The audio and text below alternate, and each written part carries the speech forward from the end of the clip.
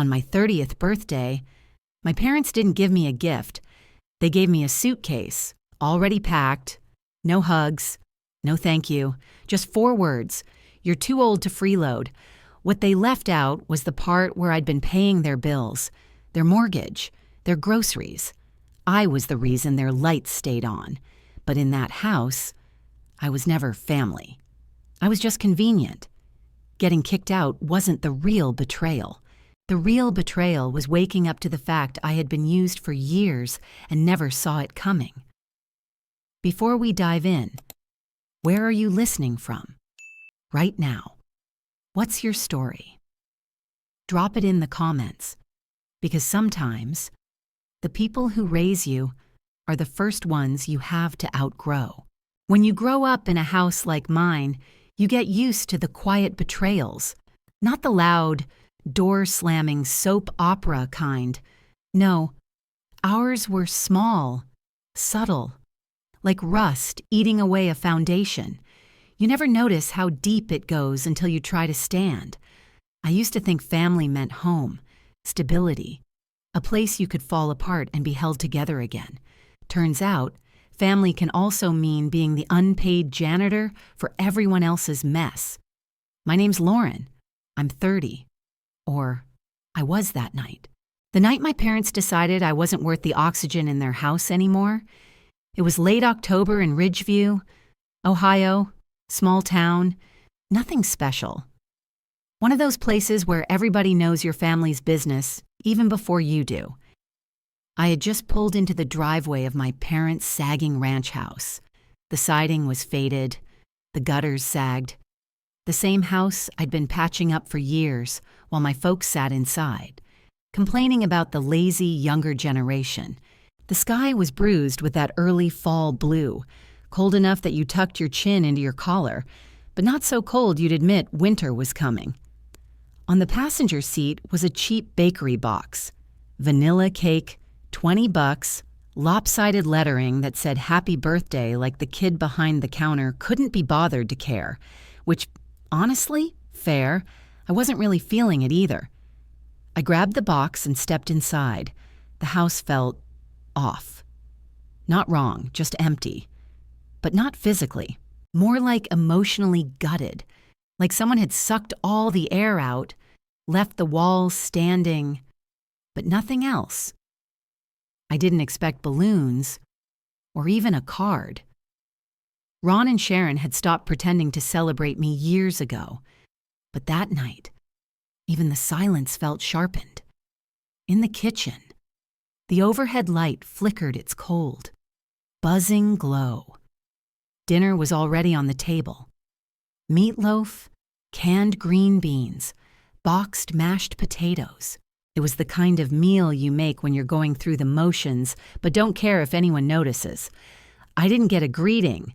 No happy birthday, honey, no eye contact. Ron sat at the head of the table, cradling his usual glass of cheap whiskey. Sharon picked at her food like her fork weighed 50 pounds. "You're late," Ron barked. No hello, just that. Like I was a waitress who'd forgotten his order. I set the cake down on the counter. The plastic bag crinkled too loud in the quiet. "Worked late. Reports had to get done," I said. My voice was flat. No apology. I'd learned the hard way it didn't matter. Sharon didn't look up, just kept pushing peas across her plate. I hung up my coat, sat down, and listened to the clatter of silverware, the scrape of knife on plate, the glug of whiskey pouring into a glass. Nobody said a word. Nobody asked about my day. Not that I expected them to. I knew something was coming. You don't grow up in a house like this without feeling the weather change before the storm hits. Halfway through his meal, Ron dropped his fork with a sharp clang. The sound snapped through the air like a loaded mousetrap. Sharon flinched. "It's time you left," he said. Just that. No build-up, no conversation, just a verdict. For a second, I thought maybe I'd misheard, that somehow this was a joke so bad it circled back to being serious. But one look at Ron's face, the way his mouth twisted, how his eyes gleamed with that mean little joy. I knew he'd rehearsed this, probably for weeks. Sharon kept her eyes on her plate, lips pinched so tight they were almost white. I pay the electric, the internet, half the mortgage, groceries. I said. My tone didn't change. Calm. Just facts. Like reading off a receipt. Ron laughed, a short, bitter bark. Paying a few bills doesn't mean you get a lifetime stay. Princess. Princess. He used to call me that when I was little, when I'd climb into his lap with skinned knees and messy braids. Back then, it meant something warm. Now, it felt like a slap wrapped in sugar. It wasn't an outburst. This was planned. Today wasn't an accident. My birthday wasn't a celebration to them. It was an eviction notice with frosting on top. I didn't make a scene. Didn't give them the satisfaction. I pushed my plate away, stood up, and said, "Got it." That was all. Ron smirked like he'd scored some invisible point. Sharon. She didn't flinch. Didn't defend me. Didn't even look. That's when it clicked. They weren't losing a daughter tonight. They were cutting loose an employee who'd stopped being useful. I grabbed the cake box off the counter. The plastic bag had stretched from the weight, digging into the cardboard. One of the candles had fallen off. I hadn't noticed before. But now, it felt like a metaphor, too, on the nose to ignore. One candle missing. One daughter removed. Each step up the stairs creaked louder than usual, accusing, final. In my room, the suitcase I'd been half-heartedly packing for weeks stared at me from the corner. Part of me had known this was coming. Maybe not tonight. Maybe not this blunt. But someday, I thought I had more time. I folded my jacket, stacked it on top of the suitcase. My hands moved on autopilot. Calm. Clinical. Not because it didn't hurt, but because the hurt had nowhere else to go. Outside my window, the wind picked up, stripping the last leaves off the maples. Another sign, another warning. Winter was coming, but I wouldn't be here when it hit. I didn't slam the door that night. I didn't scream, didn't cry, but in my head, a switch flipped. I wasn't walking out of that house empty-handed, not after everything I'd carried for them. So while Ron and Sharon marinated in their whiskey and willful ignorance downstairs, I sat at my desk, cracked open my laptop, and started cutting the cords they didn't even realize were still tied to me. Electricity, my name, water, gas, internet me. Insurance on Ron's truck and Sharon's rust bucket Camry, also me. They called me a freeloader. I was about to show them what their lives looked like without the freeloader footing their bills. The first click was electric, literally. I logged into the utility portal, canceled autopay, deleted my payment method, one button. That's all it took. Years of invisible labor severed with a soft mechanical click. Water followed, then gas. Their comfortable little routines were running on borrowed time, my time. The internet hurt a little more. Not for them, they'd never been grateful, but because of the sheer audacity. Years of binge-watching sitcoms, online shopping sprees, video calls to distant cousins where Sharon played the doting mother, all funded by me. Cancel, one after another. The dominoes fell. The joint bank account was next, the one Sharon insisted we keep open for emergencies. Translation her emergencies, like when her brakes failed and I skipped rent to bail her out. Or when Ron forgot the mortgage again and I had to drain my savings meant for my own place to keep the lights on. I moved every last dollar into an account with my name, mine alone. I didn't do it out of spite. I did it out of self-preservation. By the time I was done, the only thing left was the family's emergency fund. My money, of course, set up with good intentions. The same ones they'd twisted into obligations. I froze the account. Temporarily. Legally. They'd need my signature to unfreeze it. Good luck with that. Downstairs. I could hear Ron laughing at some late-night rerun, the laugh that used to make me feel safe. Now, it just sounded hollow. The next morning, my phone lit up like a Christmas tree. Voicemails, missed calls. Sharon's voice syrupy, sweet with panic. "Lauren, honey, there must be some mistake. The internet's out, and the electric. Could you check? Maybe you forgot a payment. Forgot a payment. That was rich." Then Ron chimed in. "Hope you're enjoying playing adult. Let's see how long you last without us." They still thought this was a tantrum, a phase, like I'd come crawling back once I'd cooled off. What they didn't get was this wasn't heat-of-the-moment anger. This was frostbite, numb, permanent. I stayed at Nora's place. One-bedroom apartment above the old pharmacy downtown. Cracked windows, creaky floors, but peaceful. Nora had been my friend since high school, the kind who didn't ask dumb questions like, "Are you sure it's that bad?" She knew. She'd seen that morning, over burnt toast and weak coffee. I told her what happened. Nora didn't gasp, didn't overreact. She just nodded and said, "Good. About damn time." Later that day, we walked through Ridgeview's annual fall festival. Small-town charm on full display hay bales, pumpkin carving, someone's garage band butchering Fleetwood Mac covers. That's when I saw him, Ron, holding court near the apple bobbing booth, like some washed-up king addressing his crumbling kingdom. "My daughter abandoned us," he announced, loud enough for the cider stand to hear. "After all we sacrificed, kids today. No loyalty." People listened. Some nodded. Some looked embarrassed for him. Others exchanged those knowing glances. It wasn't the first time Ron aired dirty laundry in public. But this time, it wasn't sticking the way he thought. I kept walking, tempted, for a second, to call him out right there. But Nora grabbed my arm. "Don't," she murmured. "Let him drown in his own noise." She was right. I didn't owe them a public brawl. The truth would speak louder. Sure enough, whispers found me. Didn't she pay their bills for years? I heard she covered the mortgage when Ron was out of work. Funny how she's the villain now. The tide was turning. Back at Nora's, I pulled out my own arsenal. Receipts, bank statements, screenshots. Years of evidence piled into manila folders, each one a paper cut to the false narrative they were peddling. For every Facebook post Ron made calling me ungrateful, I had a bill in my name. For every whisper about me abandoning family, I had proof of every sacrifice, every overtime shift, every emergency covered without thanks. But I didn't post it. Not yet.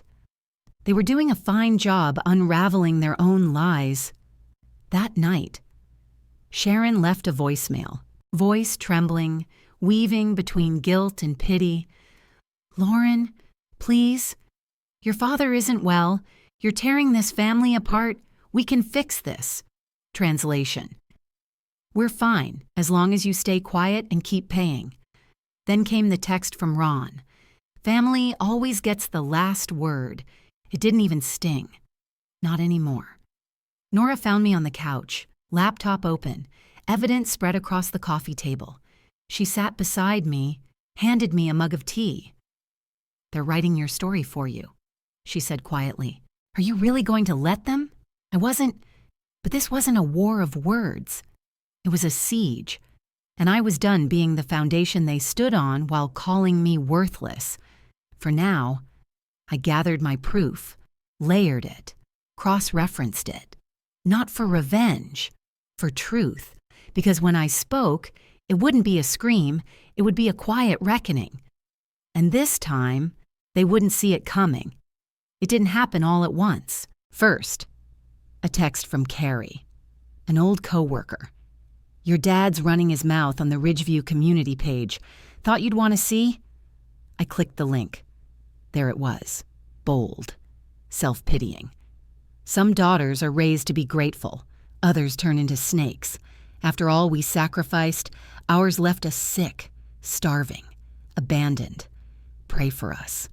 Over 100 comments already, most of them nasty. Ungrateful brat. Parents give you life and you spit on them. Disgusting. I felt sick, angry, hollow. Across from me, Nora looked up from her book. That I couldn't answer. I just showed her the screen. She read, calm, unfazed. Then said, "They're writing your story for you.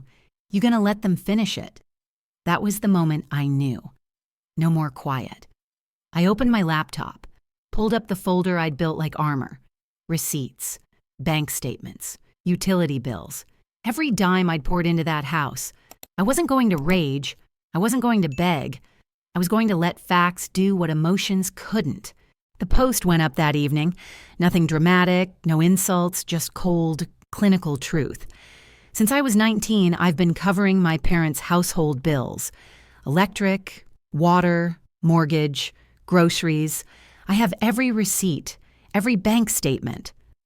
When they asked me to leave on my 30th birthday, they didn't just lose a daughter. They lost their unpaid support system. I attached proof, dated undeniable. At first, it was quiet. Then, like floodgates, the dam broke.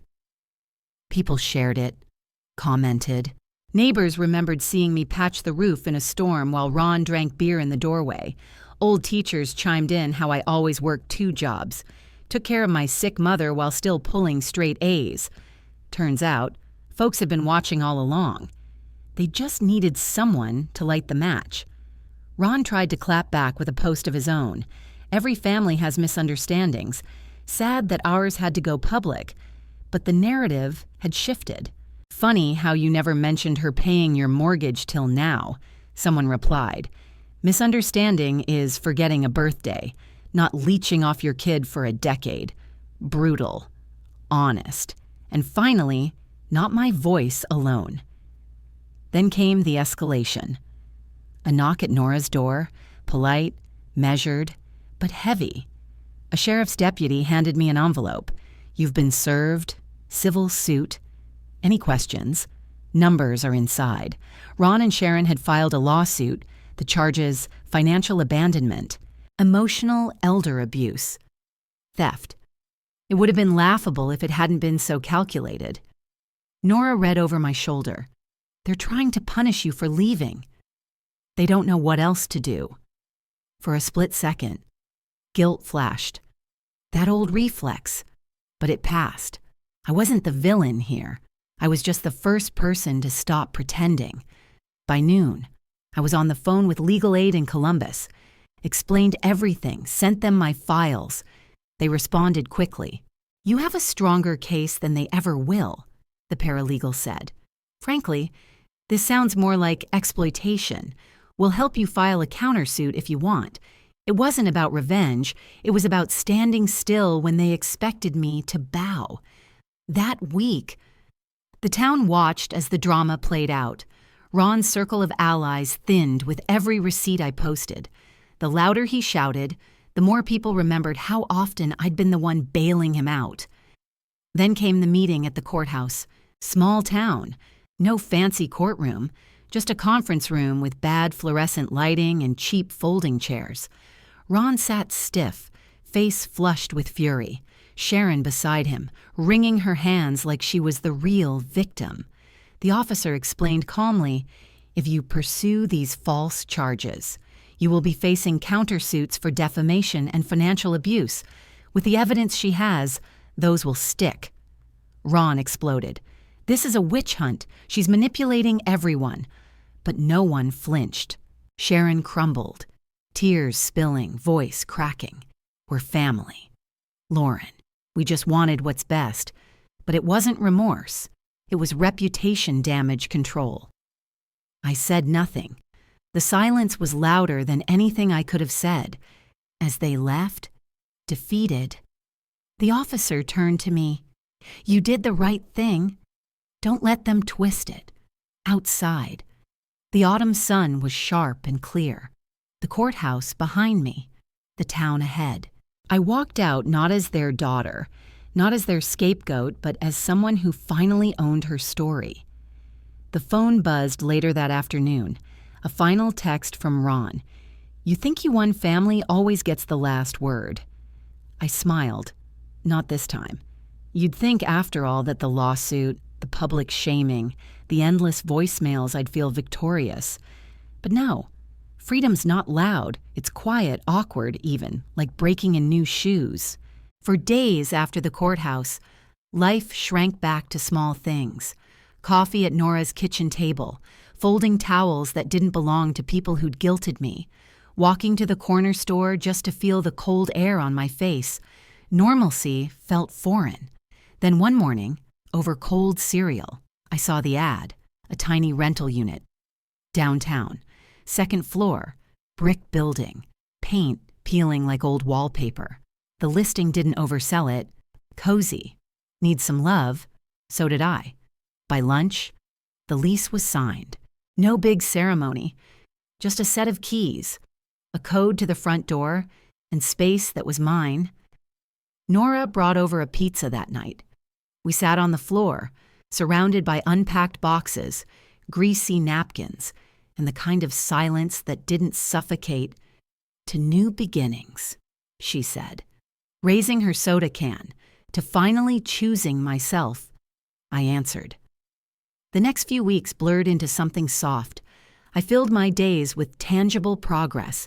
Secondhand furniture scavenged from thrift shops, a mismatched kitchen table, a couch with sun-faded arms but good bones. I painted the walls pale blue, not to erase the past, just to remind myself that peace has color too. One afternoon, unpacking the last box, I found it, that cheap plastic cake topper from the birthday that started it all. I held it in my palm for a long time. It didn't hurt to look at anymore. Back then, it had symbolized everything I'd lost. Now it was proof of what I survived. I placed it on a shelf above my desk, not as a shrine to them, but as a quiet trophy for the version of me who didn't let it destroy her. A few days later, a card appeared under my door. No name, no return address. Inside was a short note, handwritten in careful script. "You were never the problem. Some people just fear what they can't control. I never found out who sent it. Didn't need to. The truth was mine now.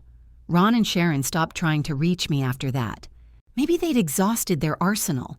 Maybe the town's collective side-eye had gotten too loud. Or maybe, just maybe, they realized I was done patching their leaks. But it didn't matter. Their silence wasn't peace offering. It was just silence. I'd learned to like it. One Saturday evening, the town square was hosting a pumpkin lighting event. Kids in costumes, grandparents with thermoses of cider, ordinary small-town charm. I wasn't going to go, but Nora insisted. We strolled under strings of fairy lights. The air smelled like roasted corn and caramel apples. People smiled, some nodded. Mrs. Langford from 3rd grade gave me a knowing look. Mr. Collins from the hardware store tipped his cap. No one said the words, but I could feel them hanging in the air. We knew. We just didn't say it out loud. Near the pumpkin carving station, an older woman, one of Sharon's old church friends, touched my arm gently. "You deserved better, sweetheart," she said.